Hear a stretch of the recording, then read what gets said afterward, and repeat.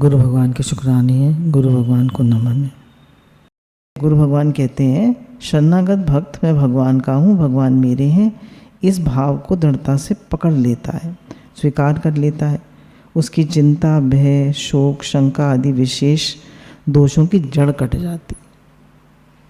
जैसे वो ये भाव स्वीकार करता है कि मैं भगवान का हूँ, भगवान मेरे हैं, तो उसके चिंता, भय, शोक, शंका आदि दोषों की जड़ कट जाती है, अर्थात दोषों का आधार मिट जाता है। उसके अंदर कोई कमी दोष रहता नहीं।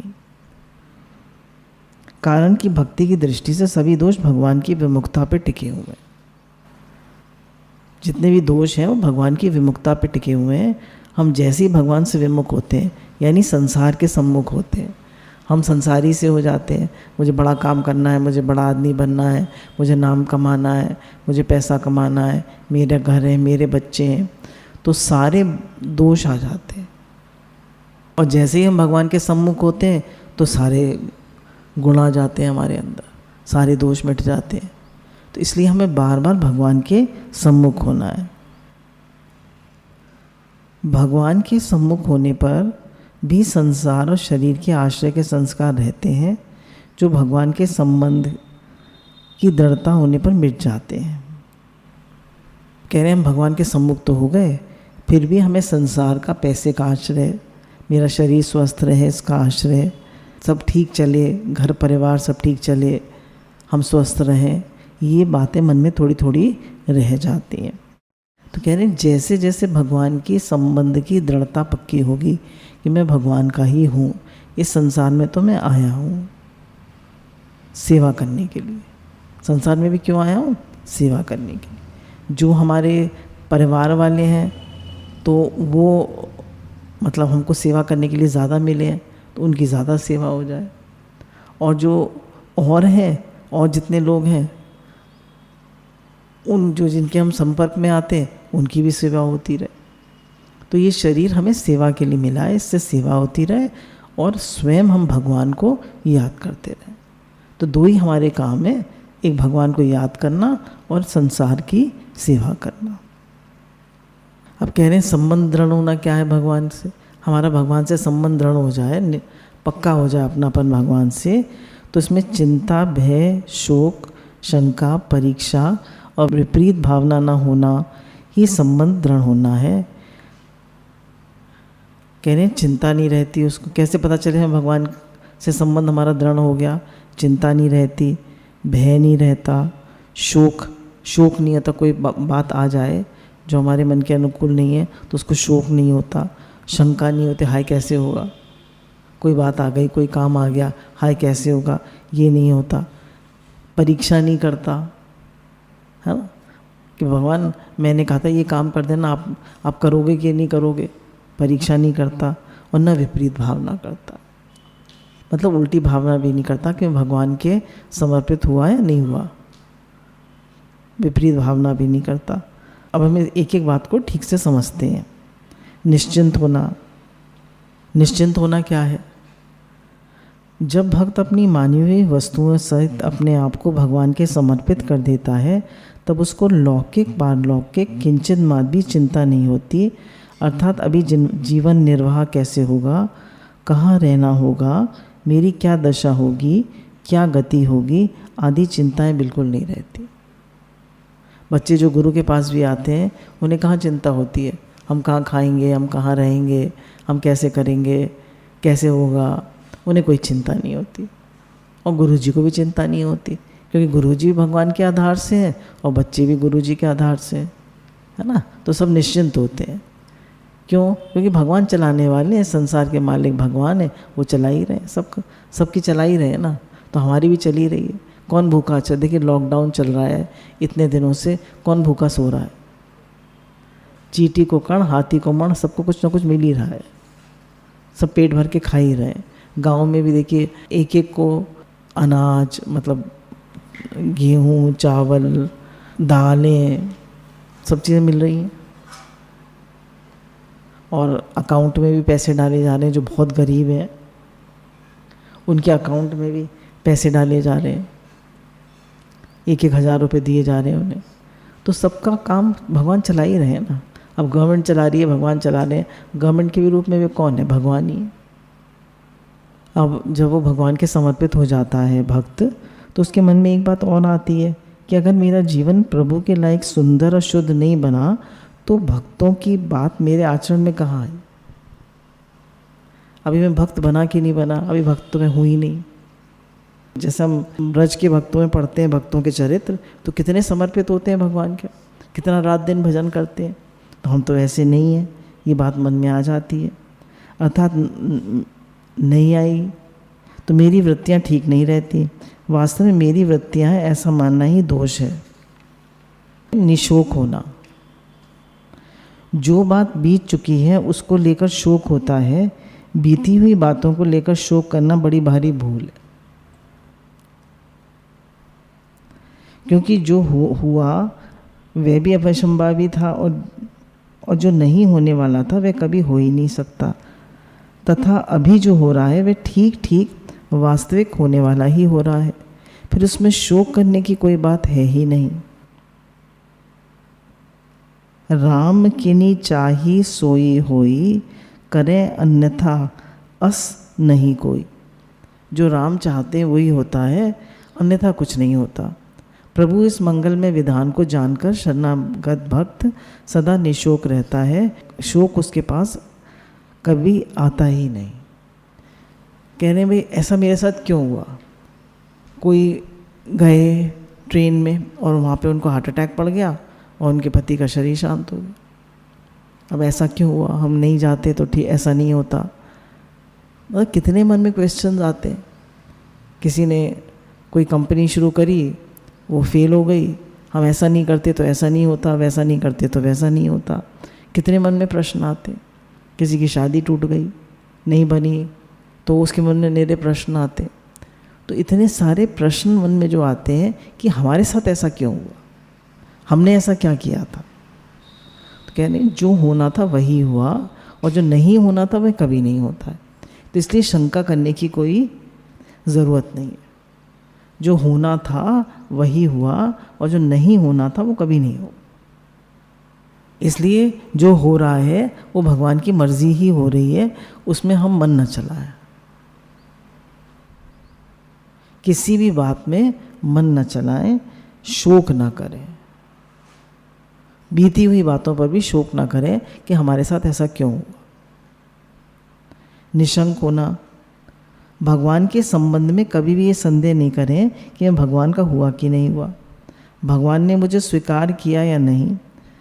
प्रत्युत इस बात को देखें कि मैं तो अनादिकाल से भगवान का ही था, भगवान का ही हूँ और भगवान का ही रहूँगा। मैंने ही अपनी मूर्खता से अपने को भगवान से अलग विमुख मान लिया था, परंतु अब मेरी मूर्खता मिट गई है और मैं भगवान से अलग हो ही नहीं सकता। क्यों? अगर मैं भगवान से अलग होना भी चाहूँ तो अलग कैसे हो सकता हूँ? क्योंकि भगवान ने कहा कि जीव मेरा ही अंश है। गीता 15:7, मामे वांशो जीव लोके जीव भूते सनातना। जीव मेरा ही अंश है। अब बच्चा जो है, माता पिता, ये तो संसारी उदाहरण है। बच्चा माता पिता से कहे कि मैं इन माता पिता का नहीं हूँ, अब वो तो माता पिता का ही रहेगा ना, कितना भी कह ले मैं नहीं हूँ इनका, माता पिता का ही रहेगा ना। और भगवान तो हमारे, हम उन्हीं के हैं, हम उन्हीं से आए। जैसे एक पंखा है, उसमें करंट है, अब पंखे का अस्तित्व करंट के बिना कुछ नहीं है। ऐसी जीव का जो अस्तित्व है वो भगवान के बिना क्या है? परमात्मा माने करंट, पंखा माने शरीर। तो इस शरीर हमें दिख रहा है, हम कह रहे हैं मैं ये हूँ, पर इसमें अस्तित्व तो परमात्मा का ही है। तो जो अंश है परमात्मा का वही तो चेतन है। ईश्वर अंश जीव अविनाशी, अंश जो है वही तो चेतन है। तो वो चेतन, जो इलेक्ट्रिसिटी है, जो करंट है, जो अस्तित्व है, वो तो परमात्मा का ही है। ये तो खाली एक स्थूल शरीर है। इस प्रकार मैं भगवान का हूँ और भगवान मेरे हैं, इस वास्तविकता की स्मृति आते ही शंकाएं संदेह मिट जाते हैं। शंकाओं संदेह को के लिए किंचन मात्र भी गुंजाइश नहीं रहती। परीक्षा न करना, भगवान के शरण होके ऐसी परीक्षा न करें कि जब मैं भगवान के शरण हो गया तो मेरे में ऐसे ऐसे लक्षण घटने चाहिए। कह रहे हैं मैं भगवान की शरण हो गया तो मेरे अंदर ऐसे ऐसे लक्षण घटने चाहिए, जैसे अद्वेष्टा सर्वभूतानाम। मेरा द्वेष क्यों हो जाता है, मेरे में द्वेष क्यों आ जाता है। गुणों की अपने में कमी दिखे तो आश्चर्य करें कि मेरे में कमी रह कैसे गई। ऐसे भाव आते ही ये कमी नहीं रहेगी, कमी मिट जाएगी। वे आश्चर्य करें मैं तो भगवान का हूँ, मेरे में कमी रह कैसे गई, मैं तो भगवान का हूँ। भाई शेर का बच्चा कैसा, शेर जैसा। बकरी का बच्चा कैसा, बकरी जैसा। और भगवान का बच्चा कैसा, भगवान जैसा। कारण ये उसका प्रत्यक्ष अनुभव है कि पहले अद्वेष्टा आदि गुण जितने कम थे उतने अब कम नहीं है। ये द्वेष आ जाता है, पहले जितना आता था, पहले जितना अहंकार था हमें, जितना गुस्सा था, अब तो उतना नहीं है उतना, अब तो नहीं है, अब तो कम हो गया। पहले जितना हम अपने को होशियार समझते थे, समझदार समझते थे, अब तो थोड़ी नम्रता आ गई है, थोड़ा दैन्य आ गया है, थोड़ी सहनशीलता आ गई है। पहले से तो बेटर हो गए हैं ना। अब भगवान से जितना अपनापन करेंगे बेटर होते जाएंगे। शरणागत होने पर भक्तों में जितनी भी लक्षण है वे बिना प्रयत्न के ही आ जाते हैं। अब एक दृष्टांत इसमें है, ये कहानी है कि भाई अपने में गुणों की कमी दिखे तो आश्चर्य करें कि मेरे में कमी रह कैसे गई। मैं तो भगवान का हूँ। तो जितनी भी गुणों में कमी है वो भगवान के विमुखता पे टिकी हुई है। जैसे ही हम भगवान के सम्मुख होंगे सारे गुण आ जाएंगे। एक बार 3 भाई थे, ग्रामीण कहानी है। तो काम धंधा करते थे। तीसरा लड़का तो सीधा साधा था, भोला था। उनकी माँ का शरीर शांत हो गया। अब भाइयों ने सब कार्यक्रम किया और कहा कि तुम जाओ ये फूल जो है माँ के, ये गंगा जी पे चढ़ाया आओ। तो छोटे लड़के से कहा, गंगा जी जो थी वहाँ से, जो उनके गांव से 300 कोस दूर थी, उसको पैदल जाना था। तो लड़का चलते चलते थक गया, तो 150 कोस जाकर उसने फूल चढ़ा दिए। मतलब मेन जो गंगा जी थी हरिद्वार में, वहाँ चढ़ा के नहीं आया। तो जब वो लौट कर आया तो भाइयों ने पूछा कि तुम तो बड़ी जल्दी आ गए, गंगा जी में, मतलब मेन गंगा जी में चढ़ाया है? तो उसने कहा चढ़ाया है। तो भाइयों को लगा कि झूठ बोल रहा है, ये गंगा जी में चढ़ाकर नहीं आया। तो उन्होंने, बड़े भाई ने उसकी परीक्षा करने के लिए कहा कि रात को मैया सपने में आई थी और कह रही थी मुझे गंगा जी में चढ़ा के नहीं आया, ठेठ गंगा जी में बीच में चढ़ा के आ गया। तो वो अपने भाई से बोला कि जब मैया 150 कोस इधर आ सकती थी तो 150 कोस आगे भी जा सकती थी। वो इधर क्यों आई? वो आगे चली जाती तो गंगा जी में पहुंच जाती। तो इस मतलब इस कह रहे हैं भगवान की शरण नहीं हुआ, ये माँ उल्टी क्यों आई, सुलटी क्यों नहीं गई।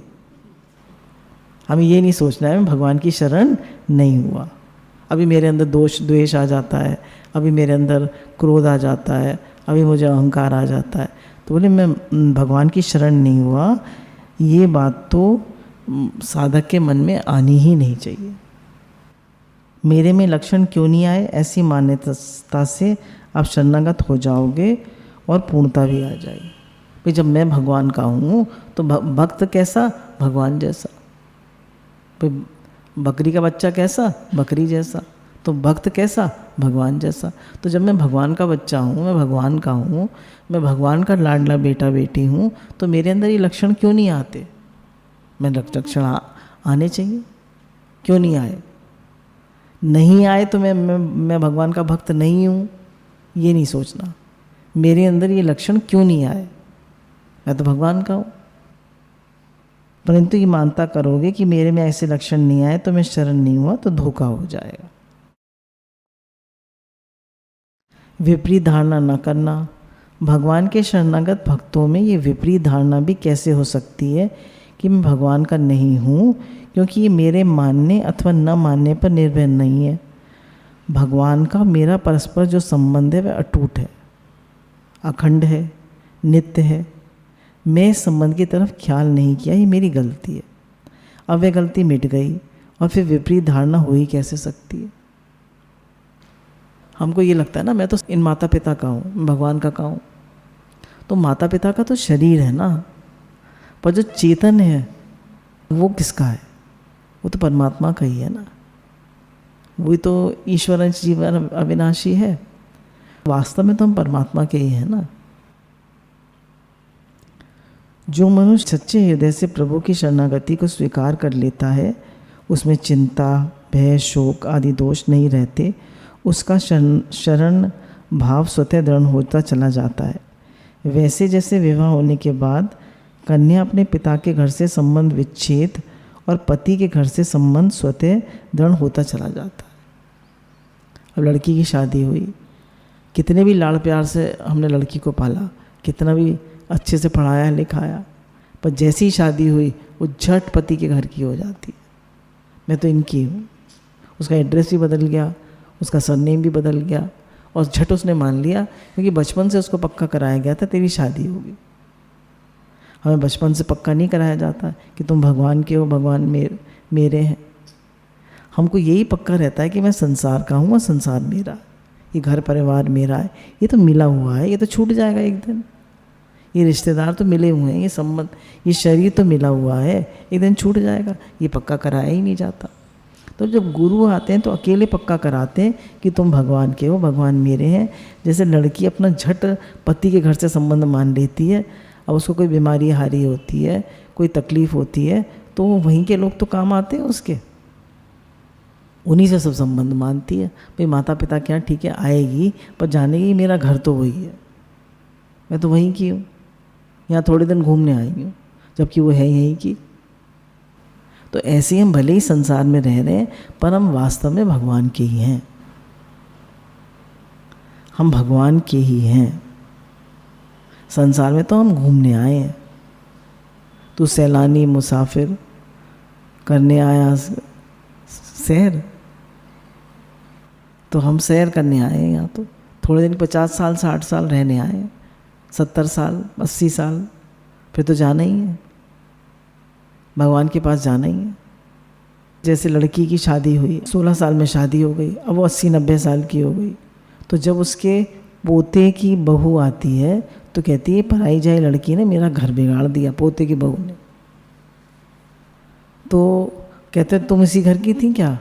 तो वो 16 साल की आई, वो इतने साल हो गए उसको, तो वो सोचती है कि मैं तो इसी घर की हूँ, पर आई तो वो भी अलग दूसरे घर से थी। तो कह रहे हैं कि जब ददिया सास का शरीर शांत हो जाएगा तो फिर क्या कहेगी वो कि इस लड़की ने मेरा घर बिगाड़ दिया। तो हम कितना मान लेते हैं कि ये घर मेरा ही है। कह रहे हैं जब हम इतना मैके को तो बिल्कुल भूल गए और इस घर को अपना मान लिया, ऐसे ही भगवान के अंश इस प्राणी को भगवान के साथ जो निज संबंध है वह दृढ़ हो जाए तो क्या आश्चर्य है। जब हम वहाँ से संबंध तोड़ के मैके से ससुराल में संबंध कर सकते हैं, तो ऐसे ही हम संसार से संबंध तोड़ के भगवान के साथ संबंध दृढ़ कर सकते कि मैं तो भगवान का ही हूँ, मैं तो भगवान का ही हूँ। वास्तव में भगवान के संबंध की दृढ़ता के लिए केवल संसार के मानवीय संबंध का त्याग करने की आवश्यकता है। अब लड़की को ससुराल का होने के लिए क्या करना है? मैके से संबंध काटना है, तभी तो ससुराल की होगी। पति से संबंध जोड़ना है। अब हमें क्या करना है? भगवान से संबंध जोड़ना है और संसार से संबंध काटना है कि मैं संसार का नहीं हूँ, ये तो मुझे मिला है सेवा के लिए, वास्तव में तो मैं भगवान का हूँ। सच्चे हृदय से प्रभु के चरणों की शरण होने पे उस शरणागत भक्त में यदि कोई भाव आचरण कमी रह जाती है, वक्त पर विपरीत वृत्ति पैदा हो जाए, अथवा किसी परिस्थिति में पड़कर परवशता से कोई दुष्कर्म भी हो जाए, तो उसके हृदय में जलन पैदा हो जाए।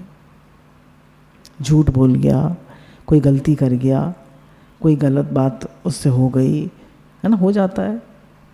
एक डर के मारे झूठ बोल जाते हैं, जवाब दे जाते हैं, किसी को बुरी तरह हर्ट कर देते हैं।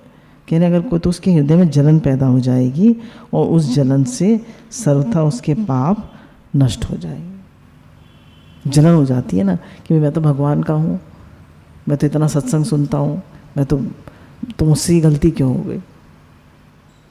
तो उस जलन से उसके पाप नष्ट हो जाते हैं। जो भक्त भगवान के चरणों का अनन्य भाव से भजन करता है, उसके द्वारा यदि अकस्मात कोई पाप कर्म बन भी जाए तो उसके हृदय में विराजमान परम पुरुष भगवान श्री हरि उसको सर्वथा मिटा देते।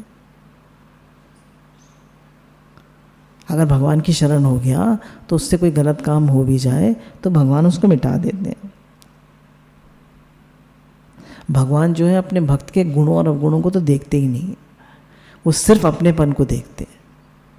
जैसे बच्चा कीचड़ में सना हुआ है, माँ को बिल्कुल गंदा लिपटा, बाल भी सन गए, खुद भी कीचड़ लगी हुई है, पॉटी भी कर ली है, सूसू भी कर ली है, कपड़े भी गंदे हैं, तो माँ उसकी गंदगी को देखेगी या अपनेपन को देखेगी? मेरा बच्चा है, जल्दी से कपड़े वो उतार के फेंकेगी और उसको नहलाएगी, धुलाएगी, साफ कर देगी। तो भगवान भी भक्त के अपनेपन को देखते हैं, उसके दोषों को, उसके अवगुणों को नहीं देखते हैं। जैसे द्रौपदी जो थी, उसके मन में कितना द्वेष था दुशासन से कि मैं इसके रक्त से अपने बाल केश धोऊंगी, पर जब उसने भगवान को पुकारा तो भगवान आ गए नहीं झट। क्यों? उसका दृढ़ अपनापन था भगवान से। तो हमें भगवान से अपनेपन को देखना है और अपने गुणों दोष को नहीं देखना, अपनापन पक्का करें। जैसे बच्चे को माँ से अपनापन पक्का होता है।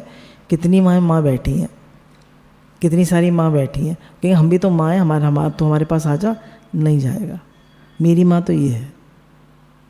अब कह रही दो बातें आती हैं, मैं भगवान का हूँ, भगवान मेरे हैं, इसमें मैं भगवान का हूँ और भगवान मेरे हैं। तो कह रहे हैं भगवान मेरे हैं तो मेरी इच्छा पूरी करें। तो कह रहे हैं मैं भगवान का हूँ, तो इसमें वो इच्छा पूरी कराने की बात नहीं आती। तो जब मैं कहते हैं मैं भगवान का हूँ, तो भगवान जैसे ठीक समझे मेरे लिए वैसे करें।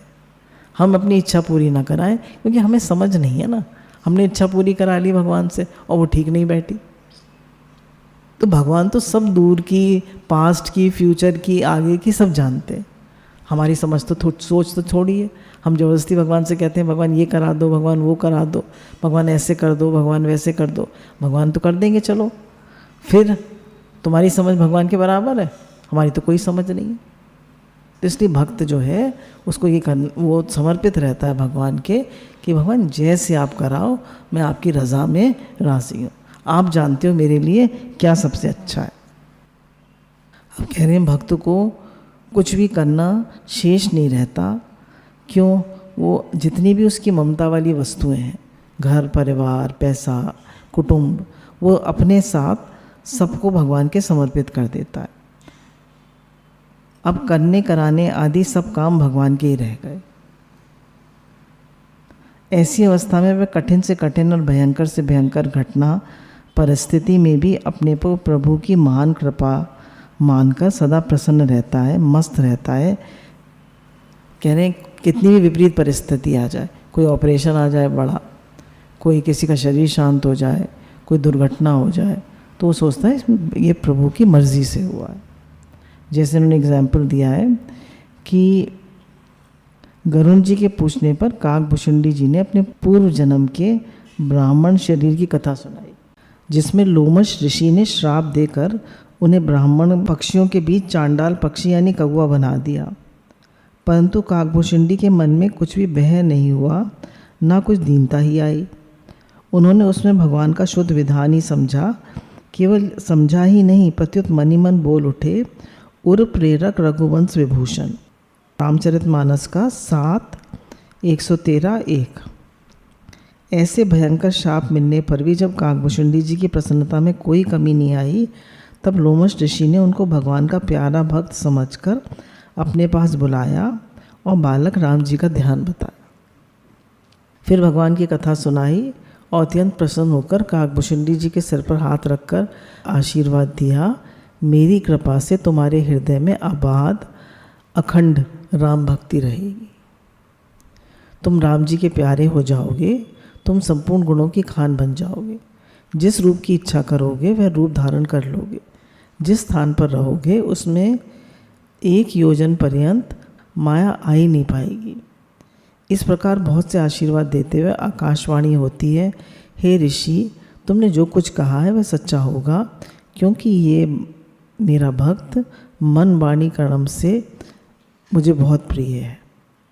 इन्हीं बातों को लेकर भगवान के विधानों में सदा प्रसन्न रहने वाले काकभुशुंडी जी ने कहा, भक्ति पक्ष हट करी रहो दीनी, मैं ऋषि साप मुनि दुर्लभ वर पायो, देखो भजन प्रताप।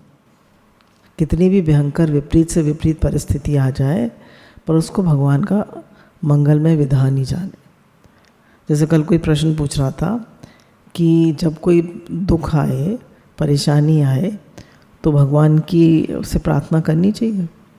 तो उन्होंने कहा ना, क्योंकि विपरीत परिस्थिति जो है वो तो भगवान की कृपा है और अनुकूल परिस्थिति जो है भगवान की दया है। तो जब भगवान अनुकूल परिस्थिति भेजते हैं तो उनकी दया होती है, और जब विपरीत परिस्थिति आती है तो उनकी कृपा होती है। जैसे माँ जो है, बच्चे खेल रहे हैं तो उनको सबको एक लड्डू दे आती है, मन कर आता है उनका लड्डू बन रहे हैं घर में, चलो सब लोग एक लड्डू खाओ। तो माँ की कृपा नहीं है, वो दया है। और बच्चे को शैतानी करते हैं, गड़बड़ी करते हैं, तो माँ जो है अपने बच्चे को थप्पड़ मार देती है।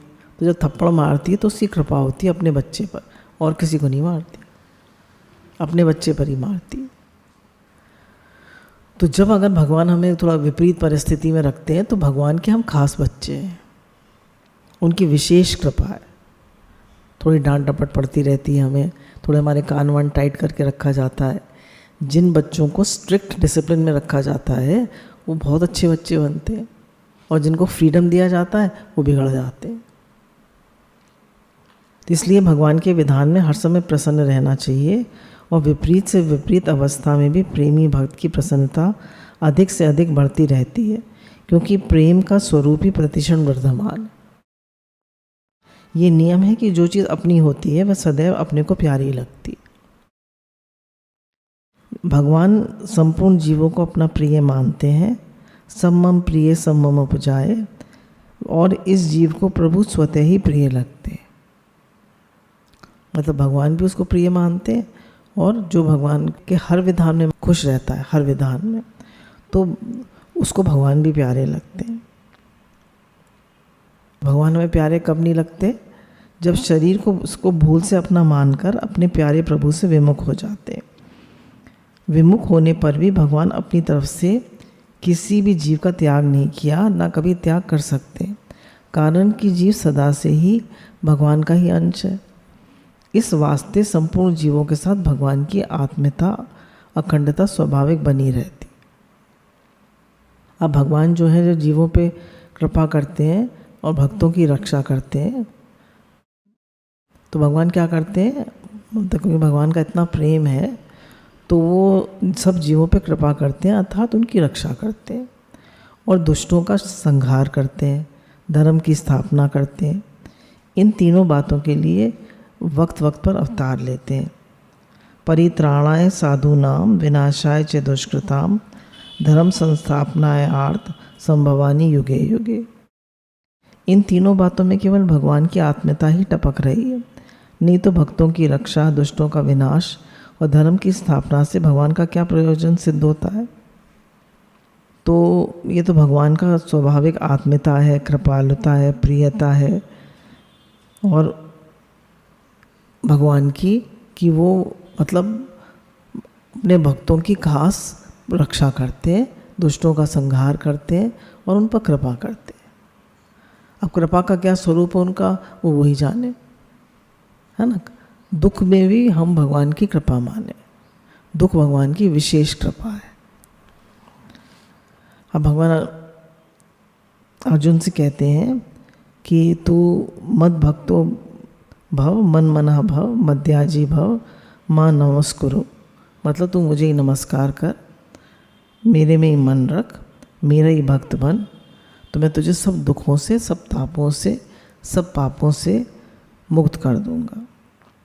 इन चारों बातों में भगवान का तात्पर्य केवल जीव को अपने सम्मुख करने में ही है, जिससे जीव संपूर्ण असत पदार्थों से विमुख हो जाए, क्योंकि दुख, संताप, बार बार जन्मना मरना मात्र आदि जितनी भी विपत्तियां हैं वो भगवान से विमुख होने पर भी है।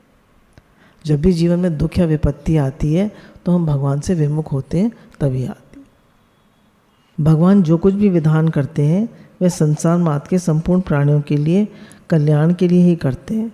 बस भगवान की इस कृपा की तरफ प्राणी की दृष्टि हो जाए तो फिर उसके लिए करना ही बाकी क्या रहा। तो हमें क्या मानना चाहिए कि हर बात में भगवान की कृपा ही कृपा है। हमें कितना भी लग रहा है विपरीत हालत है, विपरीत हालत है, पर है भगवान की कृपा ही कृपा। भगवान की अकृपा तो कभी होती ही नहीं। भगवान के हृदय में भक्तों के लिए, सब प्राणियों के लिए इतनी तड़पन है। इस वास्ते भगवान कहते हैं अर्जुन से, सब धर्मान परित्यज्य माम एकम शरणम व्रज। तो इतनी गोपनीय बात भगवान ने अर्जुन से कही कि तू मेरी शरण में आ जा। कारण कि भगवान जीव मात्र को अपना मित्र मानते हैं। सुहृदय सर्वभूता नाम 5:29। और उन्हें वे स्वतंत्रता देते हैं कि वह चाहे कर्म योग से, चाहे भक्ति योग से, चाहे ज्ञान योग से, किसी भी साधन से सुगमता पूर्वक मेरी प्राप्ति कर सकते हैं और दुख संताप आदि सदा के लिए समूल नष्ट कर सकते हैं। कैसे भी हम भगवान की प्राप्ति करें, चाहे निष्काम भाव से कर्म करके, चाहे शरीर से अलगाव करके, और चाहे भक्ति से। मैं भगवान का हूँ, भगवान मेरे हैं। पर भगवान कहते हैं भक्ति सबसे मुझे प्रिय है और सबसे आसान है, और सुगमता पूर्वक मनुष्य भक्ति से बढ़ सकता है। वास्तव में जीव का उद्धार केवल भगवत कृपा से ही होता है। भगवान के द्वारा भगवत तत्व को जानने वाले महापुरुषों के द्वारा ही प्रकट किए गए। अब कह रहे हैं कि मतलब मेनली तो भगवान उद्धार पुरुष का भगवान की कृपा से ही होता है। वो कितना भी कर्म योग करे, ज्ञान योग करे, भक्ति योग करे, पर भगवान की कृपा ना हो तो उद्धार नहीं होता है। तो मेन उद्धार जो है वो कृपा पे ही निर्भर है। हेतु रहित जग जुग उपकारी, तुम तुम्हारे सेवक असुरारी। भगवान कह रहे हैं कि तुम मतलब भगवान है एक तो हेतु रहित दयालु और एक उनके भक्त, और संसार में कोई भी हेतु रहित दयालु नहीं।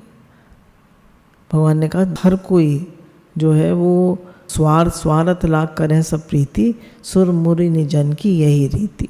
सब स्वार्थ से प्रीति करते हैं, केवल भगवान और उनके भक्त वो ही निष्काम प्रेम कर सकते हैं।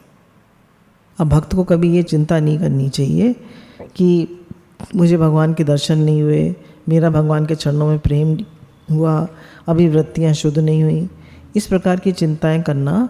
मान जैसे एक बंदरी होती है और एक बिल्ली होती है। तो बंदरी जो होती है उसका बच्चा उससे चिपक जाता है, चिपका रहता है बच्चा अपने पुरुषार्थ से, और बंदरी चाहे उछले, चाहे कूदे, चाहे कुछ भी करे, वो बच्चा नहीं गिरता। पर जो बिल्ली होती है वो अपने बच्चे को खुद चिपकाती है, और वो खुद चिपकाती है तो वो गिरने नहीं देती। तो बंदरी का बच्चा ये है कि मैं अपना पुरुषार्थ करूँगा और भगवान को प्राप्त करूँगा, और बिल्ली का बच्चा क्या है कि हम तो भगवान के शरणागत हैं, भगवान जैसे भी उठाएं बिठाएं रखें, भगवान जैसे भी कराएं, तो उसके मन में कभी भी कोई ये बात नहीं आती कि मेरी वृत्तियाँ शुद्ध हुई नहीं हुई, मुझे भगवान का वो प्राप्त हुआ नहीं हुआ, प्रेम प्राप्त हुआ नहीं हुआ। उसके मन में ये सब बातें आती ही नहीं है। वो तो ये कह देता है मैं तो भगवान का हूँ, भगवान मेरे। जैसे एक बच्चा होता है तो उसको ये नहीं होता कि मेरे माता पिता का मुझ पर प्रेम है नहीं है, वो मुझ पर कृपा करेंगे या नहीं करेंगे। उसको आता है कभी डाउट, वो तो मेरे हैं, वो तो करेंगे ही, वो तो मुझसे प्रेम करेंगे ही, वो तो मेरे पर कृपा करेंगे ही। होता है नहीं, संसार में भी हमें ये होता है। तो जब भगवान मेरे माता पिता हैं, मेरे सब कुछ हैं, तो वो मुझ पर कृपा करेंगे, इसमें डाउट क्या है ना। हमें इतना वो क्यों होती है, इतना संदेह क्यों होता है। वो तो हमारे माता पिताओं के भी माता पिता हैं, जन्मों जन्मों के माता पिता हैं, तो वो तो कृपा करेंगे ही, इसमें हमें कभी भी वो संदेह नहीं होना चाहिए। अब जैसे कुम्हार जो होता है वो मिट्टी को चाहे रौंद दे, चाहे उसका कुल्हड़ बनाए, चाहे कोहरा बनाए, चाहे घड़ा बनाए, चाहे कुछ भी बनाए, पर मिट्टी कुछ नहीं कहती, वो तो समर्पित हो जाती है उसके। ऐसी भक्त जितना अधिक निश्चिंत और निर्भय होता है, भगवत कृपा उसको अपने आप उतना ही अधिक अपने अनुकूल बना लेती है। अब जितने ज़्यादा हम भगवान के समर्पित होंगे उतनी ज़्यादा भगवान की कृपा बरसेगी। सारी समर्पण की बात है। और जितनी चिंता करेंगे, अपना बल मानेंगे, उतनी भगवत कृपा में बाधा लगेगी। मुझे करना है, मुझे करना है, मैं करूँगा, तो इसका मतलब ये नहीं जप नहीं करें, भजन नहीं करें, प्रयास नहीं करें, पर ये माने कि भगवान कराने वाले। और जब भक्त शरणागत हो जाता है भगवान के, तो भगवान की ओर से जो विलक्षण, विचित्र, अखंड, अटूट कृपा आती है, अपनी चिंता करने से उस कृपा में बाधा लग जाती है। तो हम जरा भी चिंता करते हैं किसी बात की, तो भगवान की कृपा में बाधा लग जाती है।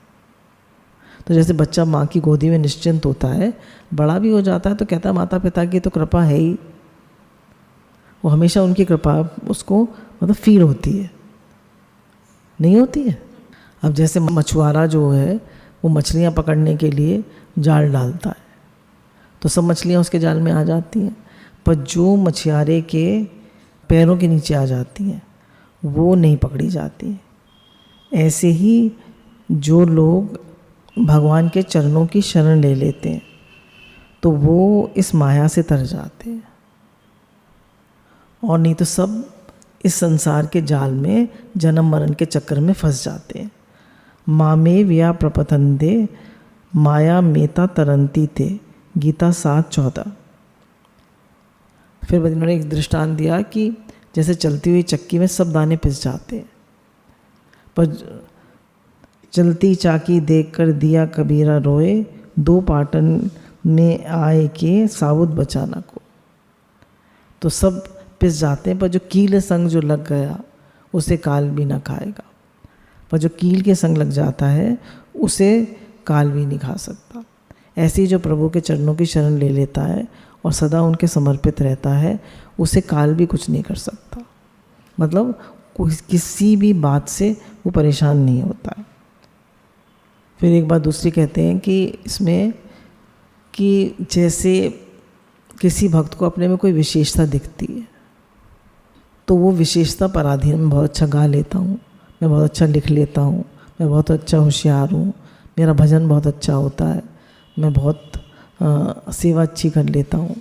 कोई भी कह रहे हैं अपनी लायकियत पे विश्वास या अपनी लायकियत का अहंकार करने से वो कृपा नहीं होती भगवान की, वो कृपा नहीं मिलती।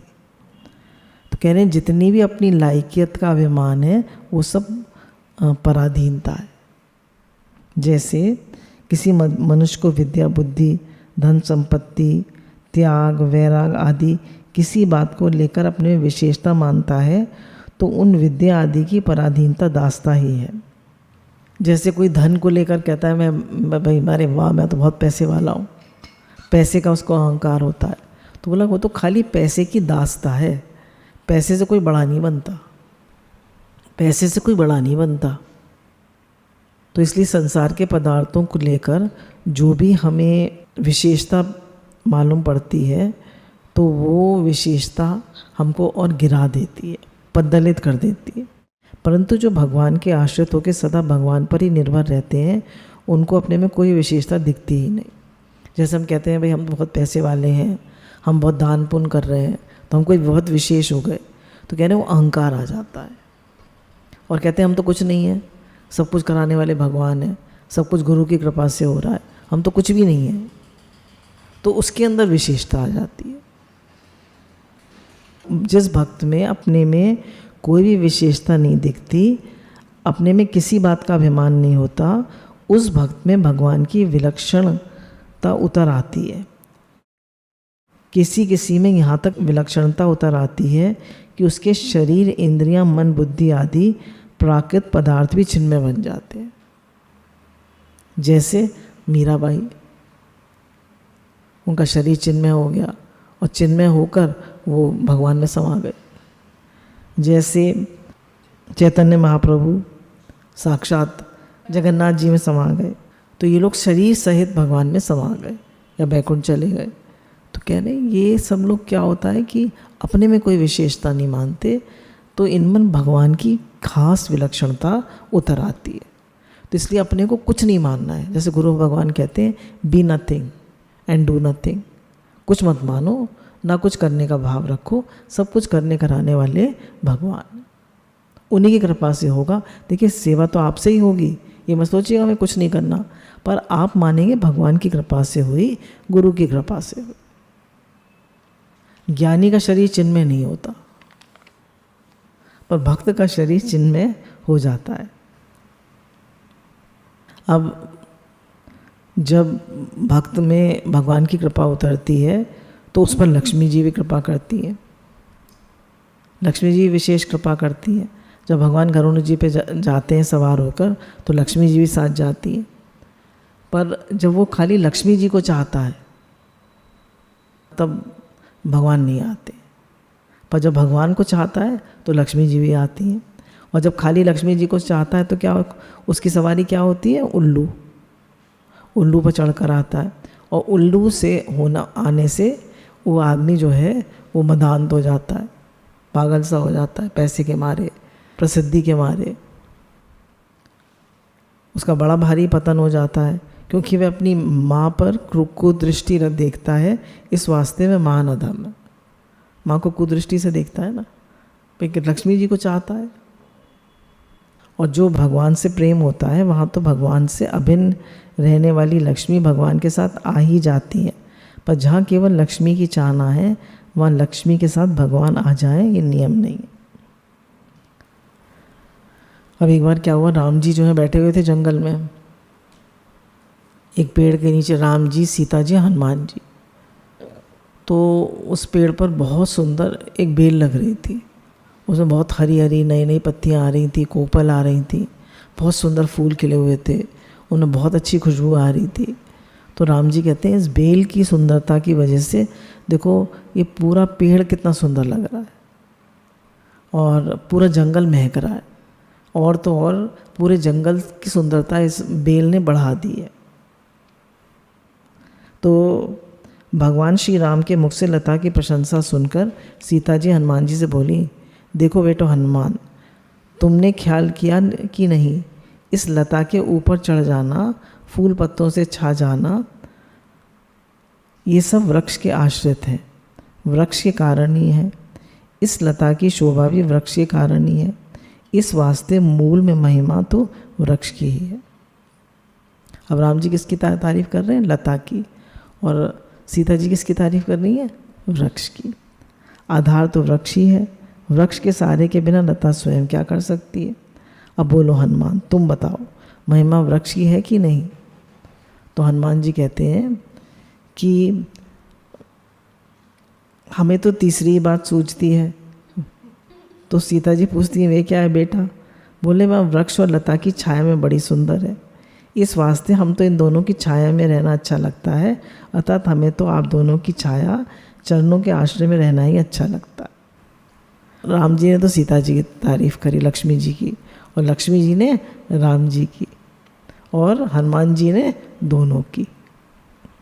तो सेवक सुत पति मातु भरोसे, रही असोच बनई प्रभु पोसे। ऐसे ही भगवान और उनकी द्रव्य आह्लादनी शक्ति दोनों ही एक दूसरे की शोभा बढ़ाते हैं। अकेले कृष्ण जी आए तो उतना मज़ा नहीं आएगा, पर साथ में राधा रानी भी आए तो मज़ा, तो ज़्यादा आनंद आएगा। खाली राम जी आए, सीता जी नहीं आए तो उतना आनंद नहीं आएगा। परंतु कोई तो उन दोनों को श्रेष्ठ बताता है, कोई केवल भगवान को श्रेष्ठ बताता है, और कोई केवल उनकी आह्लादनी शक्ति को श्रेष्ठ बताता है। शरणागत भक्त के लिए तो प्रभु और उनकी आह्लादनी शक्ति दोनों का आश्रय ही श्रेष्ठ है, उनके लिए तो दोनों ही श्रेष्ठ है, भक्तों के लिए तो। एक कहानी और आती है कि एक बार एक नेत्रहीन वो जो थे संत, वो गंगा किनारे चल रहे थे। तो गंगा का भाव जो था बहुत तेज़ था, तो एक जिस किनारे किनारे चल रहे थे उन्हें दिखता तो था नहीं, तो उसका एक किनारा जो था गंगा जी का वो कट गया और वो उसमें गिर गए और बहने लगे। अब उन्हें कुछ दिख तो रहा नहीं था, मैं क्या करूं, कहाँ जाऊं, कैसे कौन सा किनारा पकड़ूं। तो उन्होंने उनको जब भगवान के शरणागत होने की बात सूझी तो वो बिल्कुल छोड़ दिया, उन्होंने अपने आप को ढीला। तभी उन्होंने देखा वो किनारे पे आ लगे, उनके हाथ में डंडा भी आ गया।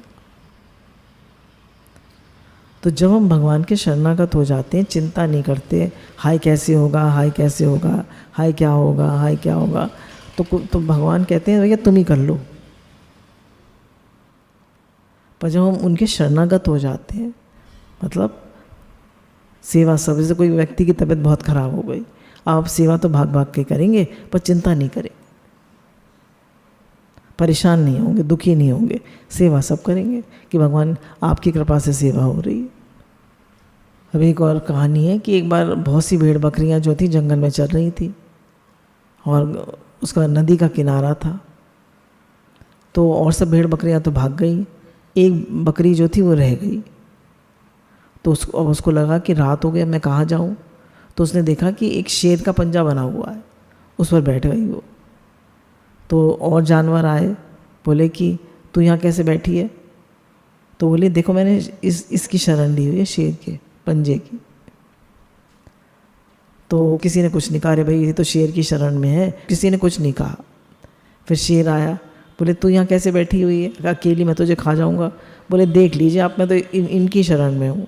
तो शेर ने देखा ये तो मेरा ही पंजा है, मेरा ही पैर है। तो बोला अच्छा तू मेरी शरण में है। तो शेर तो खुश हो गया, उसने उस बकरी को बड़ा वो करा, और जैसे ही हाथी पानी पीने आया उससे कहा कि इसको सूंड पे लेकर ऊपर बिठा लो अपने, और इसको लेकर घूमा करो और इसको हरी हरी पत्तियाँ खिलाया करो। तो जो भगवान की शरण होता है उसकी तो मौज आ जाती है। उसको भगवान जो है वो सारे सब कुछ, सारे जो भगवान की शरण में होता है उसको सब कुछ भगवान देते।